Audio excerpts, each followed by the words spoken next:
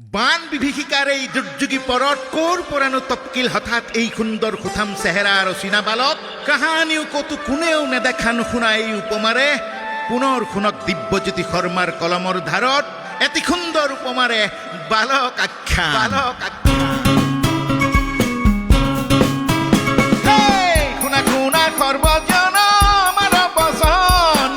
বালকৰ জন্ম কথা কৰো আৰম্ভণ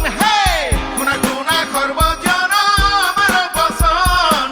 বালকৰ জন্ম কথা কৰো আৰম্ভণ হে বানে বানে ওলালিহি কৰে নো তই বাচাধন বিভেদেৰে নজলাবি আমাৰ আশাৰ সমাজখন বালকৰ জন্ম কথা কৰো আৰম্ভণ বালক কি খবৰ তোমাৰ শুনিছো এই বৰ বানপানীটোত তোমাৰ বৰ দাম বাঢ়িল বহু দাম বাঢ়িল তোমাৰ নিচিনাই চিনিলে তোমাৰ নাম চাৰিওফালে এতিয়া তোমাৰেই নাম গন্ধ দাম বাঢ়িল বুলিয়ে গাঁওখনত আকৌ এইবাৰ নতুন শ্ৰেণী বিভাজন হ'ল ধনীয়ে গৌৰৱৰে ক'লে মই কেঁচা ঘানিৰ তেল খাওঁ ঘানিৰ মুখৰ পৰা গৰমে গৰমে ওলোৱা তেল শৰীৰৰ বাবেও ভাল আৰু সমাজৰ মান সন্মানৰ বাবেও ভাল আন এজনে আকৌ গাত অলপ সুগন্ধি মাৰি ঘোষণাই কৰিলে ইঞ্জিন তেল নহ'লে ভাজিখনৰ স্বাদেই নাথাকে আৰে শুনি থকা এজনে ভাবিলে স্বাদ মানেইতো শ্ৰেণী চেতনা মধ্যবিত্তই নিজৰ ভাগ্যৰ লগত এটা আপোচ কৰিলে পুবালি অথবা বেলি তেলৰ পেকেটটো বুকুত আঁকোৱালি ধৰি ক'লে আৰে যি আছে সেইটোৱেইতো দেশপ্ৰেম আৰু নিকিনজনে সকলো যুক্তিৰ ওপৰত তেওঁ এটা হাঁহি মাৰি সিদ্ধমুঠি খাই নিজকে বুজালে ভাই স্বাস্থ্যইতো আচল সম্পদ যি দেশক পেটৰ ভোককো আদৰ্শ বুলিব পাৰি সেই দেশত ক্ষুধাও এদিন দেশপ্ৰেম হৈ পৰে সেয়েহে এতিয়া শ্ৰেণী বিভাজনৰ অন্য নাম কেঁচা ঘানি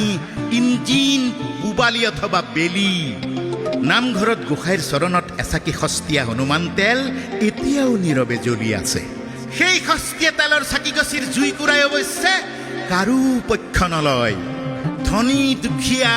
কেঁচা ঘানি ইঞ্জিন পুবালি ব্ৰেণ্ড সকলোকে একে তেলৰ পোহৰেৰে সমান আশীৰ্বাদেৰেই চায় কিন্তু এই সকলোৰে মাজত হঠাৎ আৱিষ্কাৰ হ'ল বালক নাই অভিধানত নাই কৃষি বিজ্ঞানৰ কিতাপত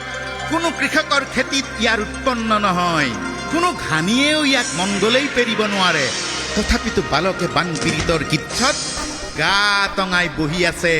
আড্ডাত আছে সংগ্ৰামী অখিলৰ চৰ্চাত আছে ফেচবুকত আছে হোৱাটছএপ বিশ্ববিদ্যালয়ৰ গৱেষণা পত্ৰটো এতিয়া নিজৰ ঠাই দখল কৰি বহি আছে এতিয়া ঘৰে ঘৰে আছে সেই বালকৰূপী চৰ্চাৰ মহাভগৱান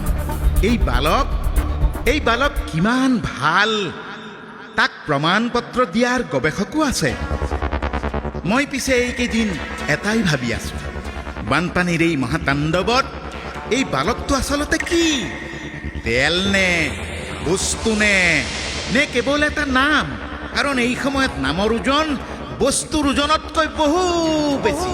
যি দেশত নাম সলনি কৰিলেই ইতিহাস সলনি হোৱা বুলি ধৰা হয় ষ্টেচনৰ নাম সলনি কৰিলেই দেশ ৰাষ্ট্ৰৰ উন্নয়ন বুলি কোৱা হয় জিলাৰ নাম ঠাইৰ নাম আঁচনিৰ নাম সলনি কৰিলেই সমস্যা সমাধান হোৱা বুলি বিশ্বাস কৰা হয়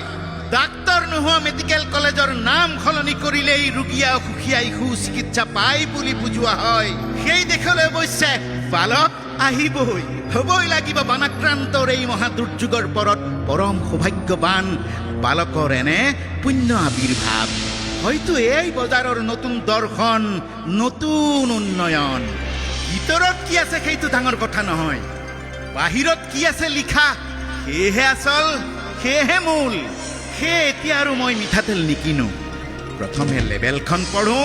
কাৰণ এই সময়ত পেকেটত থকা তেলৰ গুণাগুণতকৈ পেকেটৰ গাত লিখা নামটোৱেই বেছি পুষ্টিকৰ বেছি দেশপ্ৰেমিক আৰু বেছি দামী